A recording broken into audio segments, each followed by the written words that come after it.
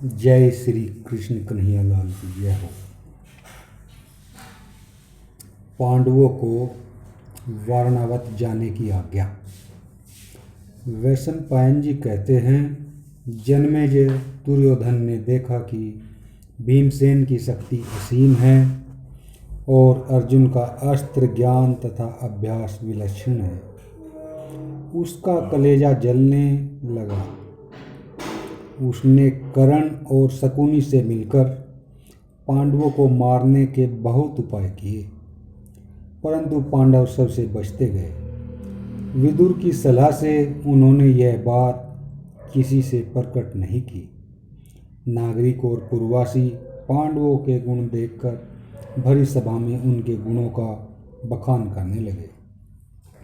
वे जहाँ कहीं चबूतरों पर इकट्ठे होते, सभा करते, वहीं इस बात पर जोर डालते कि पांडु के ज्येष्ठ पुत्र युधिष्ठिर को राज्य मिलना चाहिए। धृतराष्ट्र को तो पहले ही अंधे होने के कारण राज्य नहीं मिला, अब वे राजा कैसे हो सकते हैं।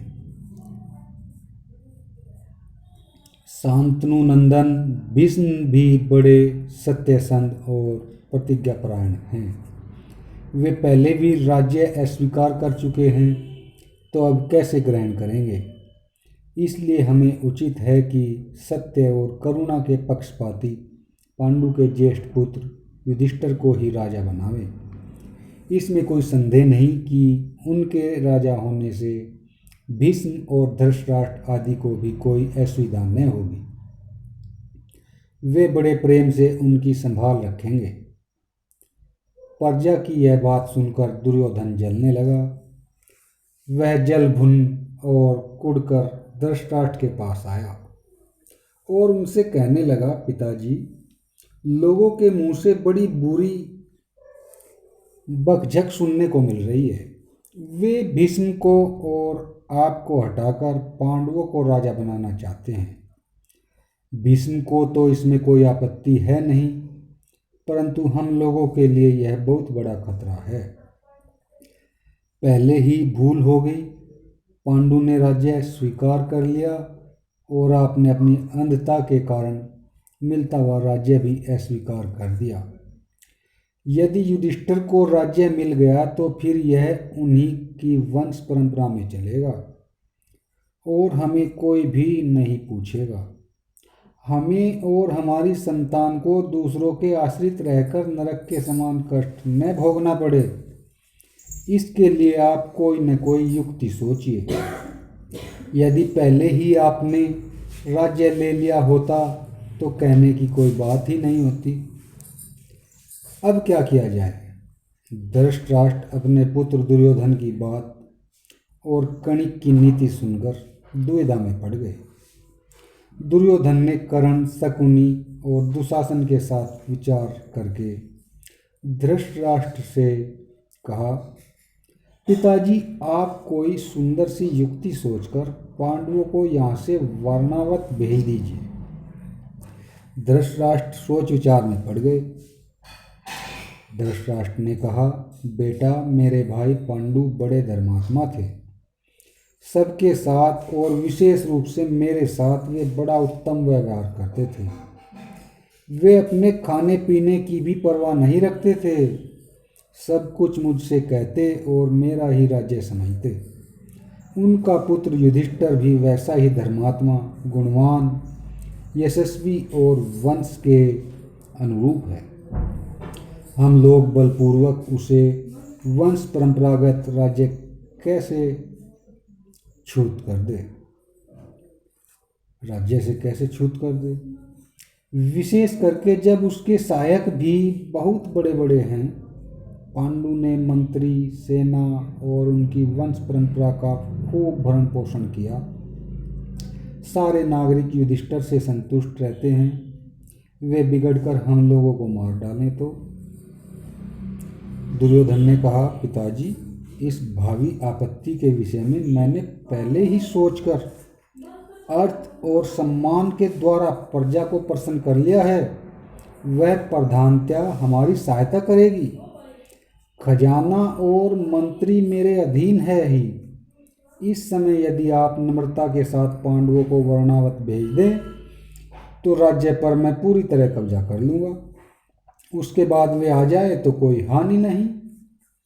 धृतराष्ट्र ने कहा, बेटा मैं भी तो यही चाहता हूँ, परंतु यह पापपूर्ण बात उनसे कैसे कहूँ।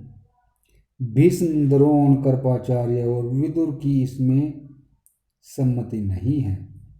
उनका कौरव और पांडवों पर समान प्रेम है। यह विषमता उन्हें अच्छी नहीं मालूम होगी। यदि हम ऐसा करेंगे तो हम पर उन कौरव महानुभाव और जनता का कोप क्यों न होगा।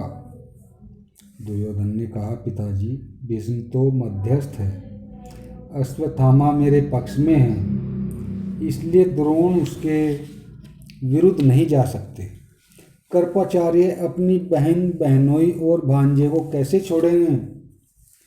रह गई बात विदुर की, वे छिपे छिपे पांडवों से मिले हैं, पर वे अकेले करेंगे क्या। इसलिए आप बिना शंका संदेह के कुंती और पांडवों को वर्णावत भेज दीजिए, तभी मेरी जलन मिटेगी। यह कहकर दुर्योधन तो प्रजा को प्रसन्न करने में लग गया और धृतराष्ट्र ने कुछ ऐसे चतुर मंत्रियों को नियुक्त किया जो वारणावत की प्रशंसा करके पांडवों को वहां जाने के लिए उकसावे।